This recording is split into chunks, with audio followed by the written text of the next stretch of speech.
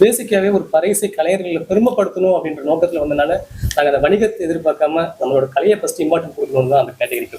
ஒரு வாரம் படம் இல்ல சார், அது எதார்த்தமா நடந்தது. 12ஆம் தேதி ரிலீஸ். Okay okay sir. 12ஆம் தேதி படையப்பா வராரு, தலைவர் வராரு, எப்படி பறையிசை போய் சேரும் சார்? நாங்களே ஆடியோ லாஞ்சில் சொல்லியிருக்கேன் சார், நான் சூப்பர் ஸ்டாரோட ஃபேன். எல்லாமே நம்ம நினைச்ச மாதிரி நடக்கிறது இல்லை சார். இந்த அவார்டு எப்படி நமக்கு பெஸ்ட்டாக கிடைச்சிச்சோ, ஸோ யார் வந்தாலும் நம்ம வந்து ஆகணும், வேறு வழி இல்லை. இந்த வாரம் நாங்கள் வரலாம், அடுத்த வாரம் இன்னொருத்தவங்க வருவாங்க. ஸோ நாங்கள் எதையும் பார்க்கல, நம்மளோட படத்தை தெளிவாக எடுத்திருக்கோம். ஸோ மக்கள் ஏற்றுப்பாங்க, நீங்கள் கொண்டு போய் சேர்த்தா இன்னும் எங்களுக்கு பாசிட்டிவாக இருக்கும். நம்ம தமிழ் இசை வந்து ரொம்ப முக்கியம் தான். கண்டிப்பா பக்கத்துல தமிழே இருக்கு. இப்ப ஆட்சி அவங்களுக்கு நடக்குது. ஒரு நாள் அவங்க கிட்ட கேட்டு ஸ்கிரீனிங் கொஞ்சம் பெருசு பண்ணலாம்ல, படையப்பா கொஞ்சம் கம்மி பண்ணி. இல்லை, அது நம்ம பண்ண முடியாது சார். இது சினிமா வேற, அரசியல் வேற.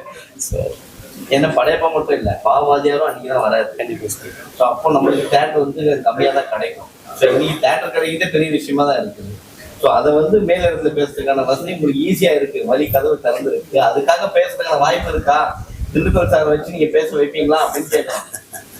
இல்லை, அப்படி இல்லை சார். நாங்கள் ஃபர்ஸ்ட்டு ஸ்டார்ட் பண்ணும்போது வேறு எந்த படமும் வரல சார். நாங்கள் அறிவிச்ச கடைசியில் தான் எல்லா படமுமே வந்தது. எல்லாமே இந்த 2 or 3 days தான் எல்லாமே இருந்துச்சு.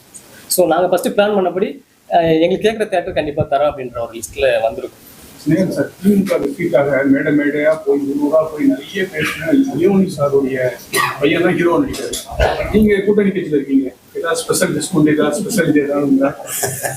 நல்ல கலைஞனை வந்து யாரும் இருந்தாலும் எந்த அரசியலாக இருக்கட்டும், கூட்டணி இருக்க ஒரு நல்ல கலைஞனை முன்னிறுத்தி அவர்களுக்கு பலம் சேர்ப்பது தான் டெக்னீஷியனுடைய வேலையாக நான் பார்க்குறேன்.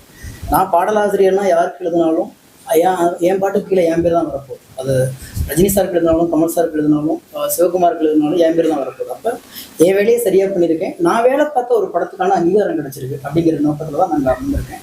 கண்டிப்பாக இவங்கள மாதிரி ஆட்கள் ஜெயிக்கணும்னு நான் விரும்புகிறேன். ஏன்னா வந்து சாமானியர்களும் இன்னைக்கு வந்து ஒரு சாதனை படைக்கக்கூடிய ஒரு களம் எல்லாத்துக்குமே இருக்குது.